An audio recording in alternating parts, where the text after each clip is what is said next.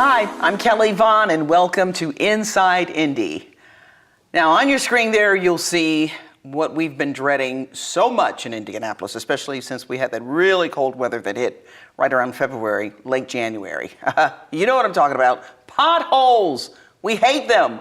What the heck are those things? Man, they drive me nuts. And I know a lot of you are out there are concerned about it. Maybe you've been affected by them. I know I have been recently. I was driving south on State Road 37. Hit a pothole / chuck hole. It depends on where you're from. I don't know if you say chuck hole or pothole. We're going to talk about that too, because we got some people here who are going to help us figure this whole thing out. But I hit a chuck hole, and it bent my rim really badly. Tire went flat, so I'm having to pull over on 46 and Keystone on a side street, stranded.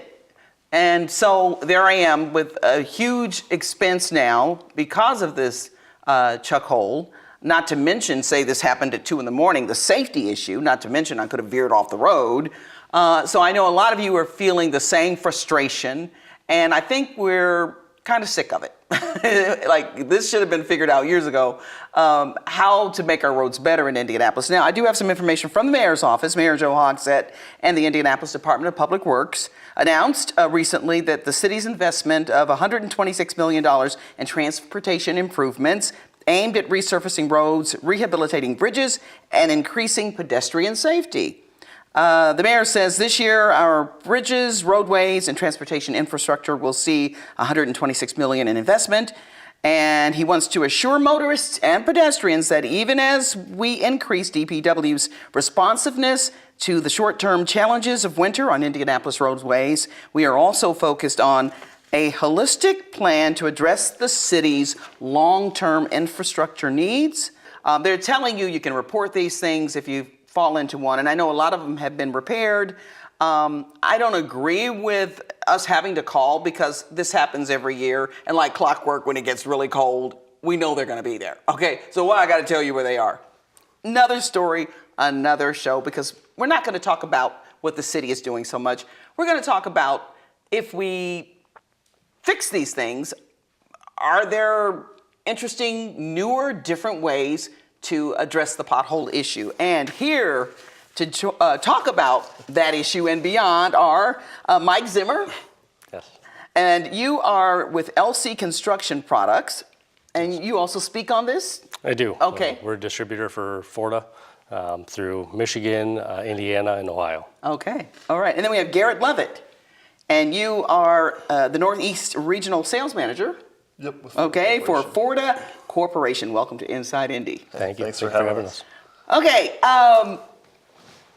let's talk about potholes. Everything we want to know about potholes, but we're afraid to ask. Yep. So what are they? I mean, when we're driving through, we fall into them, and there's a big hole in the road. But how do they even get there?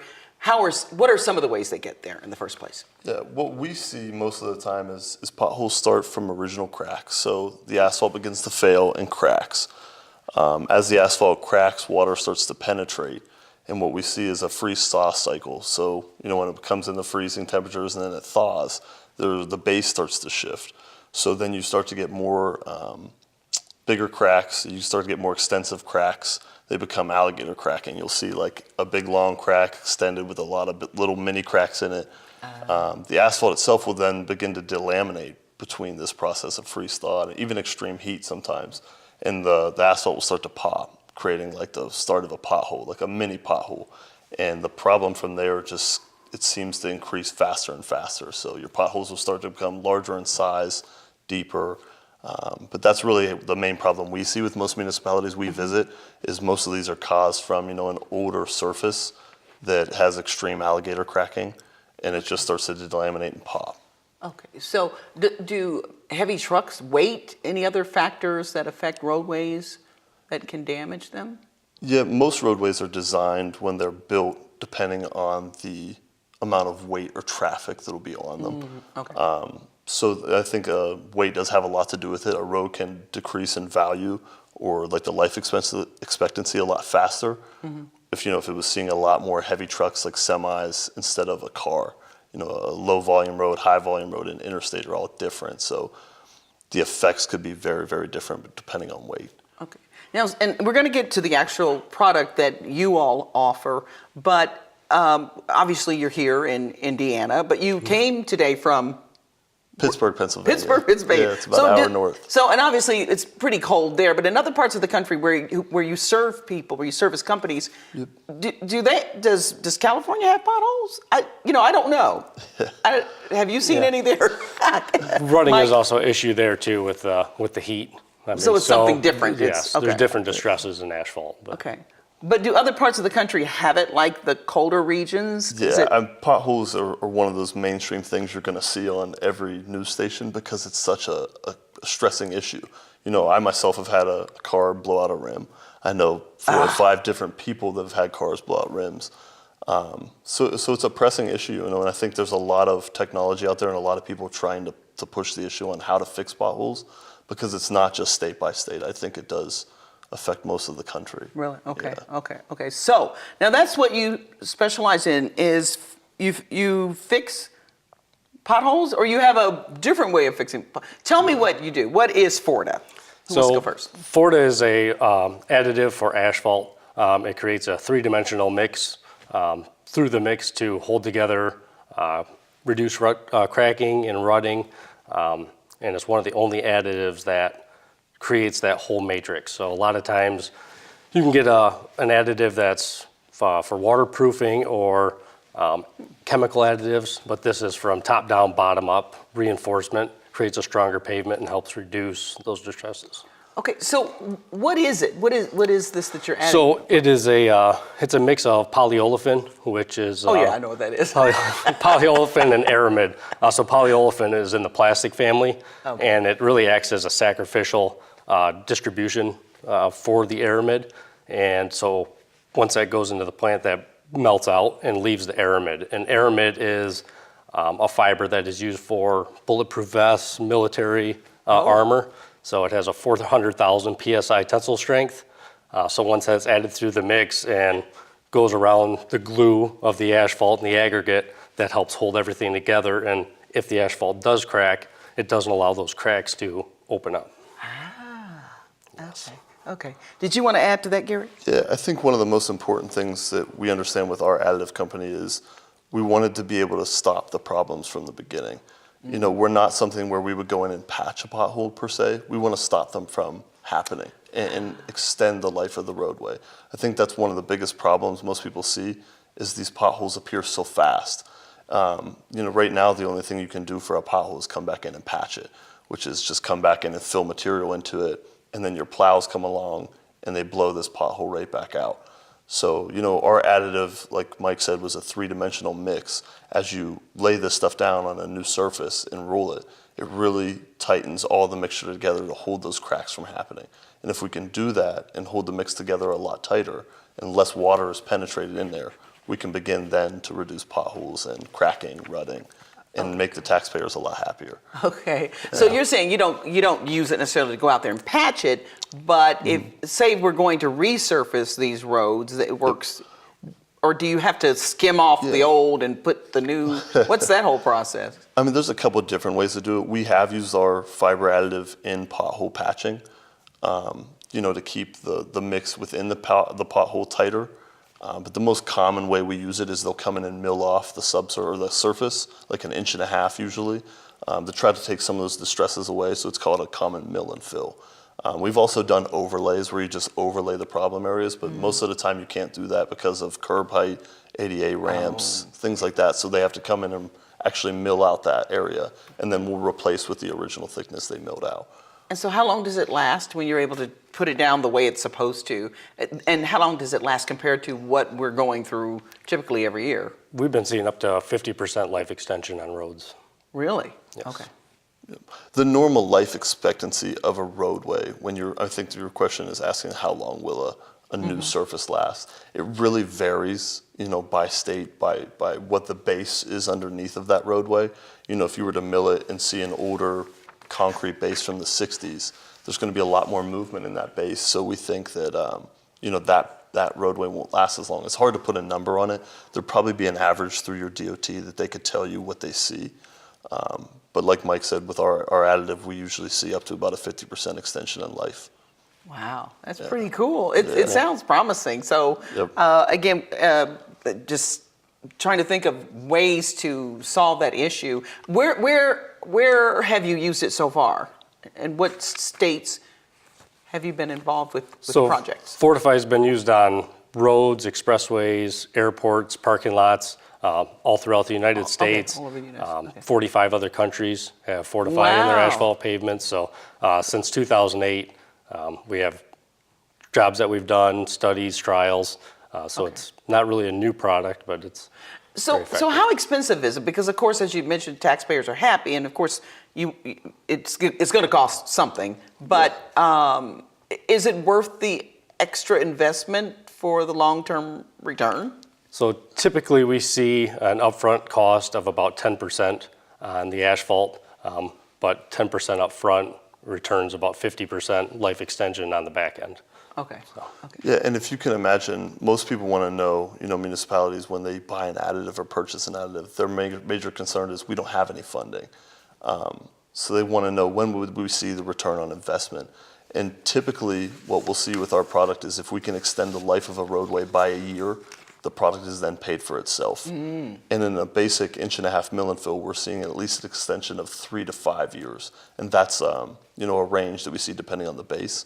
So you can imagine the return on investment for the cities, municipalities. Because if you can extend that pavement 1 year, that's another road you've got to pave within that cycle. So that's really how the taxpayers benefit from an additive such as Fortify. Not to mention how much we save on rims and Exactly. flattened tires. Yeah, stopping the potholes. So how can people contact you? A website?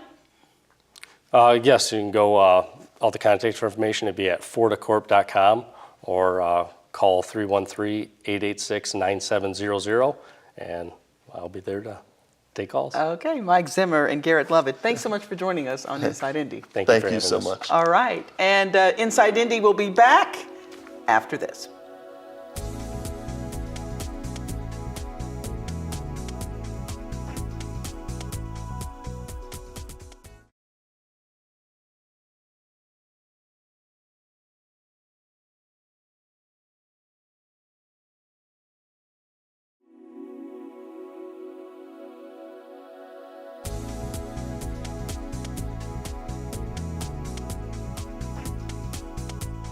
Welcome back here to Inside Indy. Joining us in the studio she's an attorney here in Indianapolis, Natalie Chavis. Hi, how are you, Natalie? Well, how are you? Fine, good to see you. Thanks for coming into our studios today for Inside Indy. Natalie is the author, as well as an attorney, of a book called Adopting Tigers. So we're going to talk a little bit about her practice and then talk about the book itself. So what does an adoption attorney do? I mean, obviously you deal with adoptions, but I take it it's a lot more than we know and understand. Well, it is. And about 99% of my practice are wardship adoptions or foster care adoptions. So the adoptions I specialize in is where children have been abused, unfortunately, and neglected. And they've become wards of the state of Indiana. Okay. Yeah. Let's talk about the state of our children who are not in a home, in a family situation. Right. What is it like in Indiana? Where do we stand? Do you have any statistics or a feeling about what's going on? Yeah, sure. Since 2012, the amount of children in the foster care system in the state of Indiana has increased by about 80%. Yeah, which is really, really interesting because the number of TPRs, and so a TPR is when parental rights are terminated, the number of TPRs have only increased 20%. And so what that means is children who get into the system are staying into the system longer. So that's that's something that the state is working on. They are well aware. They've identified it, and they're working on it. Why are they in the system? You know what? So it could be for a myriad of reasons, anywhere from physical abuse. So maybe a child shows up to school with a bruise on his or her leg or back, and it's unexplained. Well, teachers and educators are mandatory reporters, so that they then report. Or a child could be born with meth in their system, And so that child does not get to go home. CPS is immediately called, and that child will go to probably a respite foster situation. A child can be sexually abused. A child can be abandoned. How many times do we hear about a 2-year-old child in a diaper walking down the highway for the police to come to the parents' home and find that they're in some sort of a drunken stupor? So that's sort of a neglect. There's medical neglect when a child fails to thrive. Oftentimes that will be a key to doctors to call CPS. And just any type of abuse or neglect you can think of lands a child in the foster care system. And we often think of it as like it's a problem with children. It sounds like it's a problem with adults. Hello. It's not the children. It's not the children. It is. It's absolutely a problem with the adults. What is wrong with these parents? You know, I don't know why we as human brokenness, maybe that's why we as human beings abuse, possibly. Brokenness, some people are numbing their brokenness with drugs and alcohol. And so they're addicted now, and so they don't have the ability now to take care of their children. The opioid epidemic in Indiana, as you know, has skyrocketed. That has sent, oh my God, tons of children into the foster care system. Wow, and how prevalent is that in what you've seen in the cases that you've dealt with? Highly prevalent. I would say in my cases, and like I said, 99% of my practice is this very thing we're talking about. I'd say over the past 3 years, my cases have probably skyrocketed by at least 25% just because of the opioid situation. That's a tough drug to overcome. And so, so a lot of my caseload is becoming, Wow. a side effect of that. Wow. Okay. So now, how do you get involved? Do they come to you, or do you have like contracts with the state?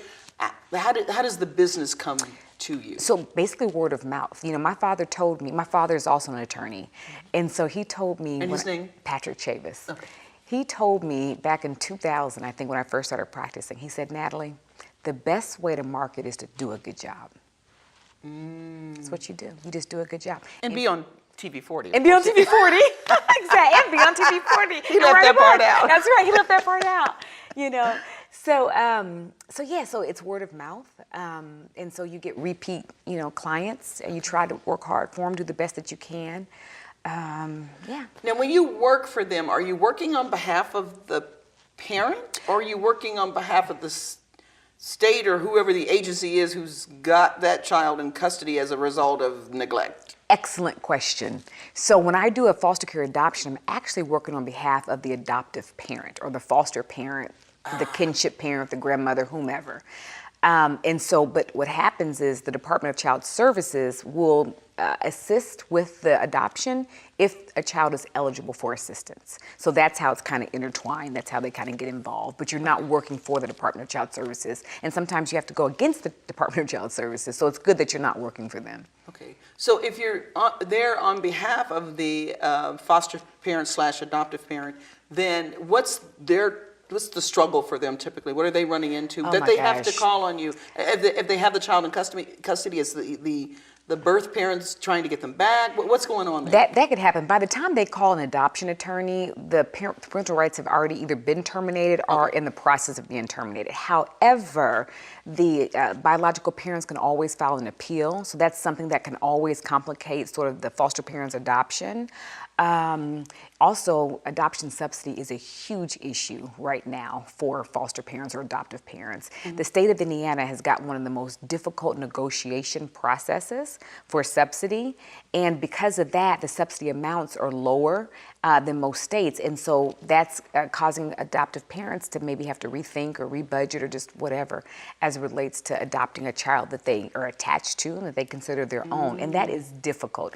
And I think that we need to do more. The state needs to do a lot more to address the subsidy issues. Okay, and so by subsidies you mean what they're paying them to house and feed and take care of that child? Correct. So right now, a licensed foster parent will get a per diem to help, like you said, feed, house, the child. And after the adoption, that amount, if the child qualifies, decreases substantially in most cases. And so maybe the child's been doing gymnastics, or the child has just been, I have a client right now who says, Natalie, this amount they offered doesn't take care of daycare for me. So how can I continue on with this adoption? So I hear that time and time and time and time again. Do most parents or foster parents in that situation end up adopting? What's the rate? How often does it turn into a I'll say this, the adoptions get disrupted at a rate higher than what I'm comfortable with and higher that I've seen, and I've been practicing foster care adoption law for about 19 years. So I'd say since about 2014-ish, I've seen disrupted adoptions at a rate that's unprecedented. Wow, okay. Yeah. Well, I commend you, and actually being a foster parent has always been something that's interested me because I don't have any children, and I went through fertility. I'm telling all my business out here, but it didn't work, and so I've thought about it. But there's this fear factor of, you know, would we work well together, the child, and not having children all these years. I don't know how well I would adjust. What would you say to somebody like me, who has, you know, we've thought about being a foster parent, possibly adopting a child? What do you say? I would say foster first. And I would say become licensed, and even before you take a child in to live with you, maybe become a respite foster parent. And what's that? And that's a really neat thing. So a foster parent can say they go on vacation or just need a break. They can actually let a respite foster parent, you know, take some time with their child to give them a break. So it's kind of a situation. So you can do that for 5 days, a month, or just what have you. And then you can kind of see, you know, is this a system that works for me? Do I get to attach? You know, you can just work it all out, you know, right there to see. Okay. But respite foster parents are needed, you know, as well as, you know, full-on foster parents. So that's what I would say. Okay. Yeah. So we're going to go to the book, but if someone did want to contact you about that, how would they do that? I would be more than glad to help. I do foster care adoptions for everyone in every county in Indiana, all over Indiana. And so they can either call me at 317-762-9209, or they can email me at nnchavis@gmail.com. All right. Very well said. The book, Adopting Tiger, and your name on the book is Chavis Fisher. Yes. Okay. A little confusing. So we're going to switch here a little bit for Different Natalie. hat on. Yeah. So tell us about the book, Adopting Tiger. So Adopting Tiger is a short book with a huge impact. And so the premise of the book is this. Two foster families are attempting to adopt the same foster child. And it takes you through the twists and turns of each family situation. The reader has to kind of figure out what's going to happen, who's going to get the child, kind of what's going to happen. But all the while, the book shows how all this turmoil is affecting the child.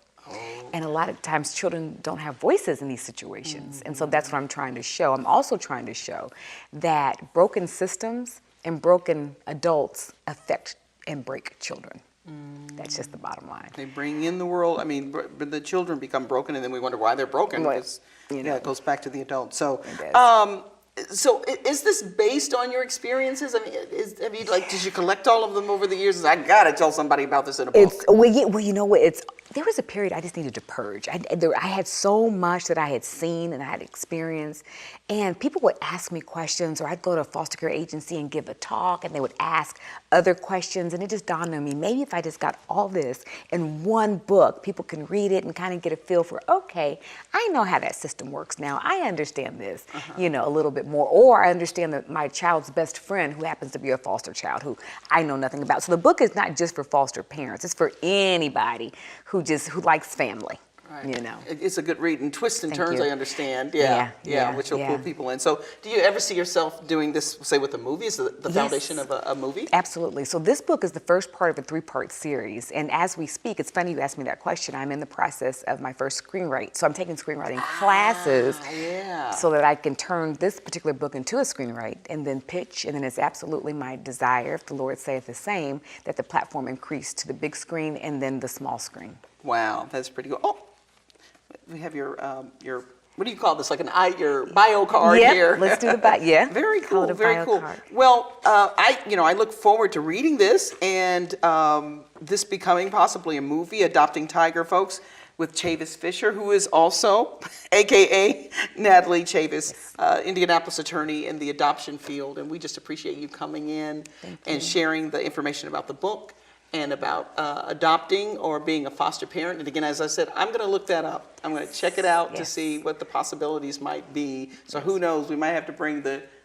my future child here on the show. No, wouldn't that be special? That would be so special. You would be giving a child an awesome opportunity of exposure. I appreciate you. And I appreciate the opportunity you've given us to come in and chat with you. Chavis Fisher, Natalie Chavis.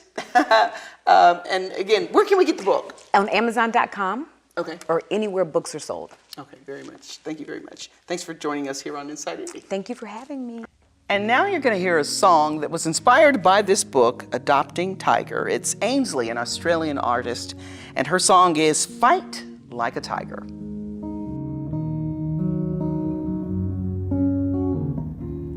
I didn't ask to be